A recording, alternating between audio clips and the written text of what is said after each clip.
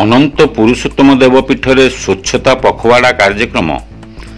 ଖୋର୍ଦ୍ଧା ଜିଲ୍ଲା ପର୍ଯ୍ୟଟନ ବିଭାଗ ଆନୁକୂଲ୍ୟରେ ନିକଟସ୍ଥ ଜାଗୁଳିପାଟଣା ଗ୍ରାମର ଅନନ୍ତ ପୁରୁଷୋତ୍ତମ ଦେବ ପୀଠରେ ସ୍ୱଚ୍ଛତା ପଖୱାଡ଼ା କାର୍ଯ୍ୟକ୍ରମ ଅନୁଷ୍ଠିତ ହୋଇଯାଇଛି। ଏହି କାର୍ଯ୍ୟକ୍ରମରେ ପର୍ଯ୍ୟଟନ ବିଭାଗ ଅଧିକାରୀ ମୀରା ବେହେରା, ମଠ ମହାନ୍ତ, କମଳଲୋଚନ ମହାରାଜା, ଗଣେଶ ବାବା, ରାମ ବାବା, ନାଲିପଡ଼ା ଅର୍ଜୁନପୁର ସରପଞ୍ଚ ସୂର୍ଯ୍ୟପ୍ରସାଦ ମହାନ୍ତି, ଅନନ୍ତ ପୁରୁଷୋତ୍ତମ ଦେବ ପୀଠର ସମ୍ପାଦକ ବୀରେନ୍ଦ୍ର ଛୋଟରାୟ, ଲିପୁ ମହାପାତ୍ର, ପ୍ରଭାତ ବେହେରା, ରଞ୍ଜୁ ନାୟକ, ପୂର୍ଣ୍ଣ ମହାପାତ୍ର ପ୍ରମୁଖ ଉପସ୍ଥିତ ଥିଲେ।